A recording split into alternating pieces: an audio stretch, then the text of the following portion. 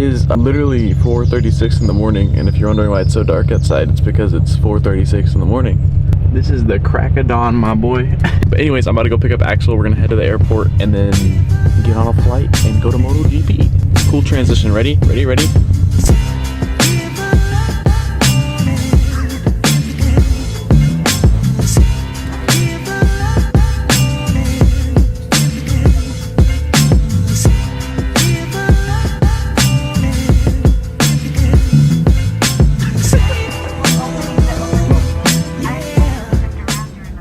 What's going on, guys? It's your boy Zenith.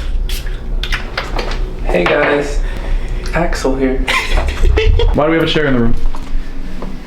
For the cucks. Could you fuck my wife, sir? Please? We made it in Austin, in Texas. In Texas. Austin, Texas. For MotoGP? MotoGP, we're gonna get some food. Shout out Red Bull. Shout out Red Bull. We're gonna drink some Red Bull. Drink some Red Bulls. I'm drinking. Just finished eating. What was it called? 24 Cafe. 24 Cafe. It was alright. It was mid. Went to Waterloo. Waterloo's fire. Got some vinyl. I'll show you later. That's crazy, bro. Thinks he's in a movie. Look at him. Look at this dude. There's some tall buildings up here. Bonkers. Ain't no Fort Worth. You like turn the camera. Another day, another victory for the OG. We got some free stuff. From the Bulls of Red. VIP. We got the bands. Bands. They didn't give me any bands though. Red Bull thing, hat, sick. Another hat, sick. Shirt, sick. That gun belt buckle, buddy. And then this little hoodie is sick. I'll take it. Your layout looks better than mine. Yeah, you know, I got the... Throw it on. Throw it on. Throw it on. No, throw it on. Let me take a video. Throw it on. Do your stance again. No, the thing you were doing is like, no, not that, bro. When you were taking a picture, you were standing like that. You got the dogs out. This man an influencer for real.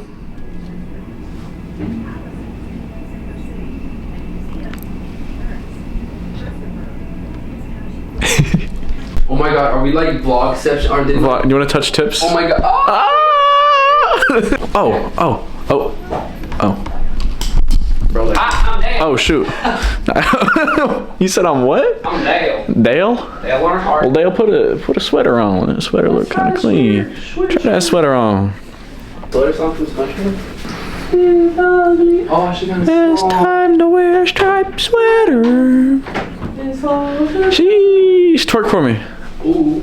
God bless. Alright, we dressed and ready to go. Little museum action. Aaron Colton should be sick, so let's go see. Alright, so I don't know if you can hear me or not, but Red Bull low-key hooked it up, okay? We're here with Aaron Colton. So that's the band right now. If you don't know who Aaron Colton is, he's an athlete for Red Bull. So he does like stunt riding and stuff like that. So I'm gonna show you some of his bikes and the equipment here, and as well as walk you through this whole show. There's a showroom in there, so we'll go check that out too. And it's actually sick. And 1 caliber overheat. This thing is actually sick. Got the carbon fiber.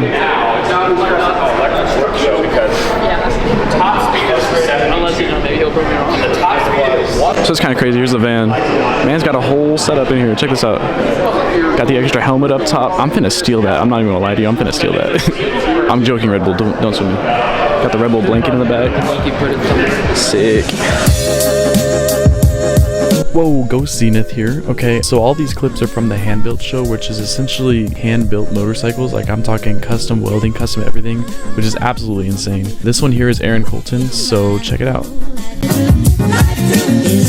This one thicker than the one outside that we just looking at, or it looks. There's more components because it's not EV, but apples to apples, it's relatively similar footprint motorcycle. Gotcha. Yeah. Quite a bit lighter though, but that's just because the EV platforms right now are still, to get any amount of range, pretty heavy. Gotcha. For the most part.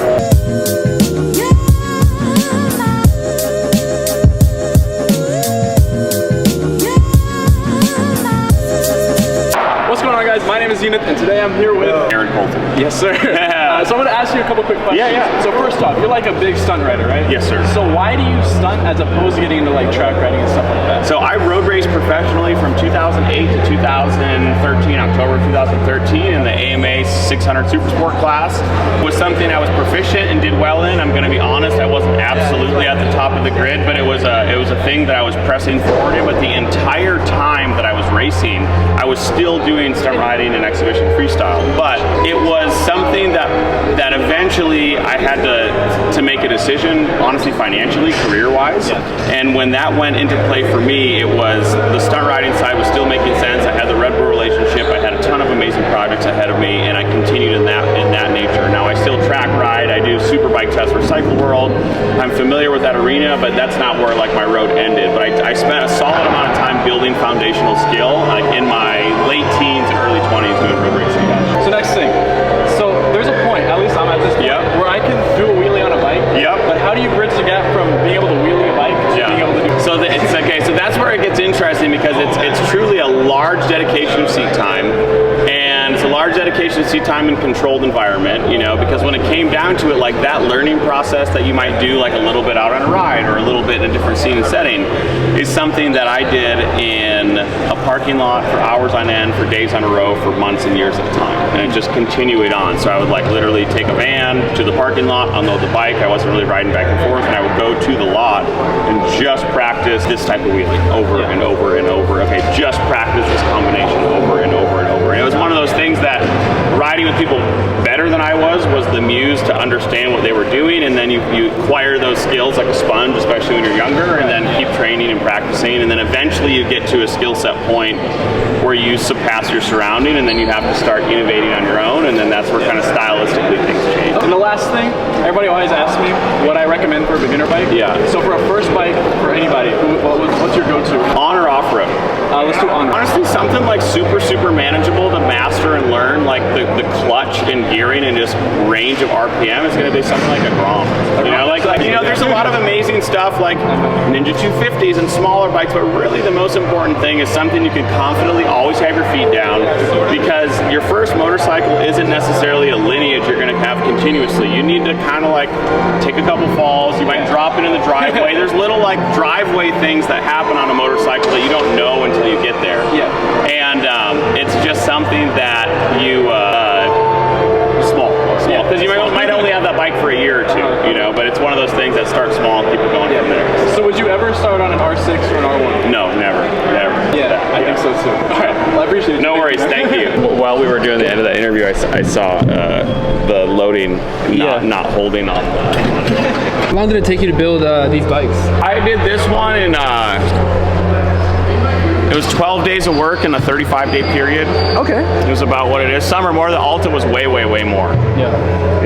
Theoretically, who do I talk to get a Red Bull helmet? Who's the guy? Yeah, so that's the hard one. So the thing is like, so there's only been 2 Red Bull helmets ever sold, and they've been sold at auction, and they were for Wings for Life.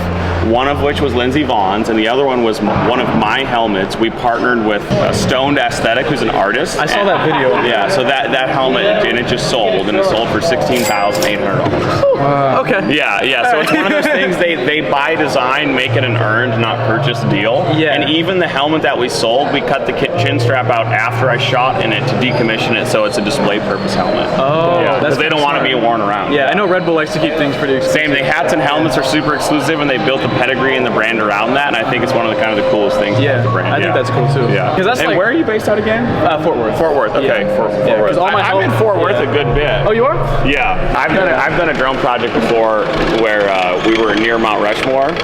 Oh, I bet that was a big no-no. Big no-no. Yeah. I tried to arrest the pilot who was with me, and we were in the same vehicle, which we just separated by design, because I was on the motorcycle and he was with the drone. We ended up paying some fines, like I don't know, $500-600 or something like that, but we still got the footage and it was good.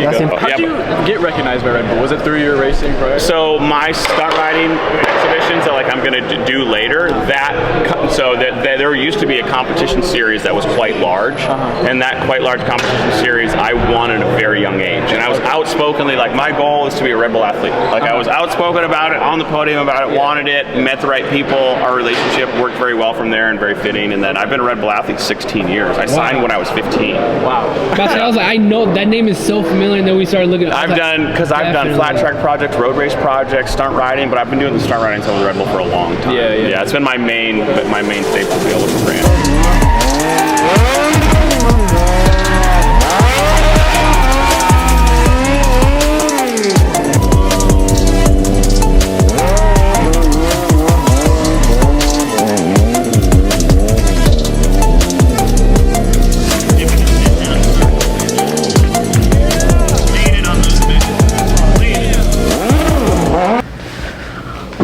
Okay, so it's like 10:30 at night. We got one more thing, gonna meet some new people, make some Red Bull connections, because I mean, I gotta build my way up, you know what I'm saying? I'm not gonna bring the camera though, so dude, I'm so exhausted. I've been up since what, 4 in the morning, and it's like 11 o'clock now, and I probably won't get in bed till like 2.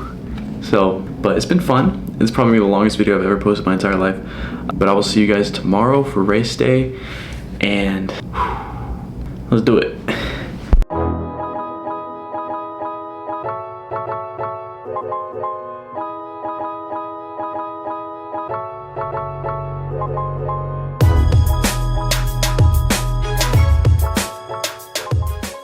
Then you've got 3 different mapping settings. These are just different engine settings that it's never set, so the engineers are able to change those depending on the circuit, depending on what they want to try in each session. And then here you've got pit lane limiter, because there's a pit lane limit of 60 kilometers an hour. You've got launch control, and then this white button here is an interesting button that's new. Basically, the riders will push it if they think that the conditions on track are too dangerous to ride in, and it hasn't been picked up by race control yet. So if the majority of the riders press the white button, then they'll stop the session.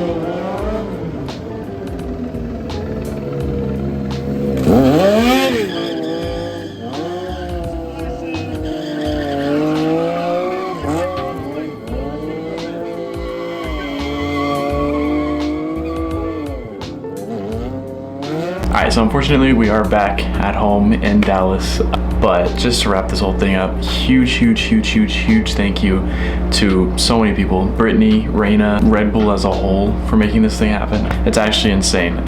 Whoa, where are my manners? I forgot to give a huge shout out to all the other creators who were at Red Bull for that day. Romeo, Travis, Sam, Trey, Adam, literally all you guys, and also Aaron Colton, thank you again so much for sitting down and taking the time to talk to me about your Red Bull experience. I think it was super sick to talk to you. I'll put links in the description to all these creators if you're curious to go check them out. I'm sure you already know some of them, but yeah, they'll be down there. And I did not expect any of this 2 weeks ago, and here we are. So also huge thank you to you guys for making this possible. You know, without people who watch my videos, I would never be where I'm at today. So that's insane as well, so thank you. But yeah, if you guys did enjoy, go ahead and drop a like on this video. It helps me out a ton, and this is a very different style of videos for me, so I apologize if it was absolutely buns. If so, feel free to let me know as well. But I really enjoyed putting this whole thing together. It was a lot of fun, and hopefully I can make a ton of things happen with Red Bull in the near future. I think 2 weeks from now I'm gonna sit down again with Brittany and like talk about some stuff to see where we can go with this whole thing. So I don't know, nothing's for sure, nothing's not for sure. I guess we'll just find out, shall we? So again, thank you all so much for watching, and I will catch you guys in the next one. Peace out.